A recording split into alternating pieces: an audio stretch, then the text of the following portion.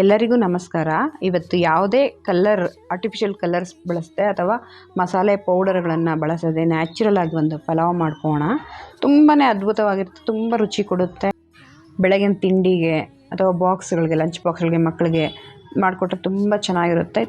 ಮಕ್ಕಳು ಇಷ್ಟಪಟ್ಟು ತಿಂತಾರೆ, ದೊಡ್ಡವ್ರಿಗೂ ಅಷ್ಟೇ ತುಂಬಾ ಇಷ್ಟ ಆಗುತ್ತೆ. ಅಥವಾ ಮನೆಗೆ ಸಡನ್ನಾಗಿ ಗೆಸ್ಟ್ ಬಂದರೂ ಈ ಥರ ಮಾಡಿಕೊಟ್ರೆ ಅವರು ನಿಮ್ಮನ್ನು ಮೆಚ್ಕೊಳ್ತಾರೆ. ತುಂಬಾ ಚೆನ್ನಾಗಿರುತ್ತೆ ನೋಡಿ, ಎಷ್ಟು ಮಸಾಲೆ ಭರಿತವಾಗಿ ಚೆನ್ನಾಗಿರುತ್ತೆ. ನ್ಯಾಚುರಲಾಗಿ ಮಾಡ್ಕೊಳ್ಬೋದು. ಸ್ವಲ್ಪ ಇಂಗ್ರೀಡಿಯೆಂಟ್ಸ್ ಆದರೆ ಸಾಕು. ಇದಕ್ಕೆ ಹೇಗೆ ಮಾಡ್ಕೊಳ್ಳೋದು ಅಂತ ನೋಡ್ಕೊಂಬರೋಣ. ಕುಕ್ಕರ್ ಅಥವಾ ಪ್ಯಾನ್ ತೊಗೊಳ್ಳೋಣ. ನಾನು ಈ ಕುಕ್ಕರಲ್ಲೇ ಮಾಡೋದ್ರಿಂದ ಕುಕ್ಕರೇ ತೊಗೊಂಡಿದ್ದೀನಿ. 1 ಸ್ಪೂನ್ ಧನಿಯಾ ಹಾಕ್ಕೊಳ್ಳಿ.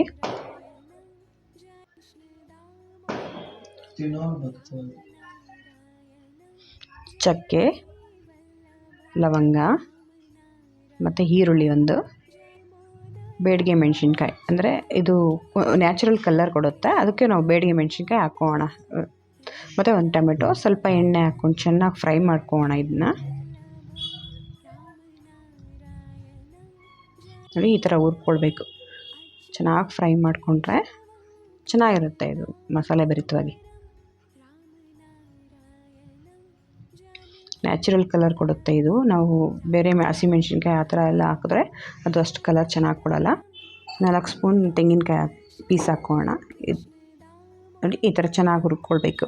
ಹುರ್ಕೊಂಡಾದ್ಮೇಲೆ ಫೈನ್ ಪೇಸ್ಟ್ ಮಾಡ್ಕೊಳ್ಬೇಕು ಇದನ್ನ. ಅಂದರೆ ಬೇಡಿಗೆ ಮೆಣಸಿನ್ಕಾಯಿ ಹಾಕಿರೋದ್ರಿಂದ ಅದು ಅಷ್ಟು ಚೆನ್ನಾಗಿ ಫೈನ್ ಪೇಸ್ಟ್ ಮಾಡಿಕೊಂಡ್ರೆ ಬಾಯಿಗೆ ಸಿಗೋಲ್ಲ, ಅದು ಹೊಟ್ಟೆಲ್ಲ ಇರುತ್ತಲ್ವ.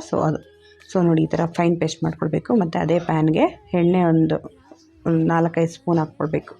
ನೋಡಿ, 1 ಸ್ಟಾರು, ಜೀರಿಗೆ, ಸೋಂಪು ಕಾಳು ಮತ್ತು ಸ್ವಲ್ಪ ಮೆಣಸು ಇದೆಲ್ಲ ಹಾಕಿ ಫ್ರೈ ಆದಮೇಲೆ ಸ್ವಲ್ಪ 1 ಈರುಳ್ಳಿ ಅಷ್ಟು ಹಾಕ್ಕೋಣ. 1 ಈರುಳ್ಳಿ ಮತ್ತು ಸ್ವಲ್ಪ ಪುದೀನ ಸೊಪ್ಪು ಆ್ಯಡ್ ಮಾಡಿಕೊಂಡು ಚೆನ್ನಾಗಿ ಫ್ರೈ ಮಾಡ್ಕೋಣ.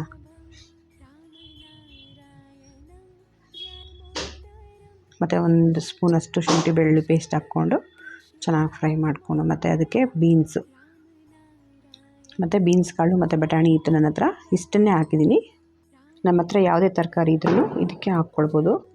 ಇದು ತುಂಬ ರುಚಿ ಕೊಡುತ್ತೆ. ಬೀನ್ಸ್ ಕಾಳು ಮತ್ತು ಬಟಾಣಿ ಮತ್ತು ಬೀನ್ಸ್ ಹಾಕಿರೋದ್ರಿಂದ. ನೋಡಿ, 1 kg ಅಕ್ಕಿಗೆ ಆಗುವಷ್ಟು ಮಸಾಲೆ ಮಾಡ್ಕೊಂಡಿದ್ದೀನಿ. ನೋಡಿ, ರುಚಿಗೆ ತಕ್ಕಷ್ಟು ಉಪ್ಪು ಹಾಕೋಣ.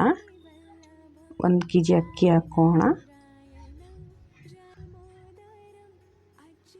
ನೋಡಿ, ನೀಟಾಗಿ ಕಲಿಸ್ಕೊಂಡು ಚೆನ್ನಾಗಿ ಕುದೀಲಿ. ಅದು ಮಸಾಲೆ ಮತ್ತು ಅಕ್ಕಿ ಎಲ್ಲ ಚೆನ್ನಾಗಿ ಮಿಕ್ಸ್ ಆದರೆ ಚೆನ್ನಾಗಿ ಬರುತ್ತೆ. ಒಂದು ಸ್ವಲ್ಪ ಕುದೀಲಿ. ನಾನು ಕಣ್ಣಾಳ್ತಲೇ ನೀರು ಹಾಕ್ಕೊಳ್ತೀನಿ. ನಿಮಗೆ ನಾರ್ಮಲ್ ಅನ್ನ ಮಾಡೋ ಥರ 1 ಗ್ಲಾಸ್ಗೆ 2 ಗ್ಲಾಸ್ ನೀರನ್ನು ಸೇರಿಸ್ಕೊಂಡು ಅಳತೆ ಇಟ್ಕೊಳ್ಳಿ. ಸ್ವಲ್ಪ ಕುದಿ ಬಂದಮೇಲೆ 1 ವಿಸಿಲ್ಗೆ ಇಡೋಣ. ತುಂಬಾ ಟೇಸ್ಟಿಯಾಗಿರುತ್ತೆ. ವಿಸಿಲ್ ಆದಮೇಲೆ ಮಸಾಲೆ ಎಲ್ಲ ಮೇಲೆ ಬಂದಿದೆ. ಸೊ ಇದನ್ನ ಚೆನ್ನಾಗಿ ನೀಟಾಗಿ ನಿಧಾನಕ್ಕೆ ಮಿಕ್ಸ್ ಮಾಡ್ಕೋಣ. ಹರಿಬರಿಲಿ ಮಿಕ್ಸ್ ಮಾಡ್ಕೋದ್ರೆ ಅದು ಬ್ರೇಕ್ ಆಗೋ ಚಾನ್ಸಸ್ ಇರುತ್ತೆ ರೈಸ್. ಸೊ ನಿಧಾನಕ್ಕೆ ಮಿಕ್ಸ್ ಮಾಡ್ಕೋಣ. ಆವಾಗ ನೀಟಾಗಿ ಹಾಗೆ ಅನ್ನ ಇರುತ್ತೆ. ನೋಡಿ, ಈ ಥರ. ಇನ್ನು ಯಾರೆಲ್ಲ ನನ್ನ ಪೇಜ್ನ ಫಾಲೋ ಮಾಡಿಲ್ಲ, ಸಬ್ಸ್ಕ್ರೈಬ್ ಮಾಡ್ಕೊಂಡಿಲ್ಲ ನನ್ನ ಚಾನಲ್ನ, ಪ್ಲೀಸ್ ಸಬ್ಸ್ಕ್ರೈಬ್ ಮಾಡ್ಕೊಳ್ಳಿ. ವಿಡಿಯೋ ನೋಡ್ತಾ ಇರೋದಕ್ಕೆ ತುಂಬಾ ಧನ್ಯವಾದಗಳು. ಪ್ರತಿಯೊಂದು ಅನ್ನದಲ್ಲೂ ಮಸಾಲೆ ತುಂಬಿದೆ. ತುಂಬಾ ಚೆನ್ನಾಗಿ, ತುಂಬ ಅದ್ಭುತವಾಗಿರುತ್ತೆ. ಪ್ಲೇಟ್ ಅಂತೂ ಇನ್ನೂ ಅದ್ಭುತವಾಗುತ್ತೆ. ಸೌತೆಕಾಯಿ ಅಥವಾ ಮೊಸರು ಜೊತೆ ಇದನ್ನ ಸರ್ವ್ ಮಾಡ್ಕೊಳ್ಬೋದು. ಪ್ಲೇಟಿಂಗ್ ತುಂಬಾ ಇಂಪಾರ್ಟೆಂಟ್ ಆಗುತ್ತೆ. ಯಾರಿಗಾದ್ರೂ ಆಗಲಿ ನಾವು ಸರ್ವ್ ಮಾಡುವಾಗ ಸ್ವಲ್ಪ ಡೆಕೋರೇಟಿವ್ ಆಗಿ ಕೊಟ್ಟರೆ ಇನ್ನೂ ಇಷ್ಟಪಟ್ಟು ತಿಂತಾರೆ. ನೀವು ಟ್ರೈ ಮಾಡಿ ಹೇಗಾಗಿದೆ ಅಂತ ಕಾಮೆಂಟ್ ಮಾಡಿ. Thank you for watching.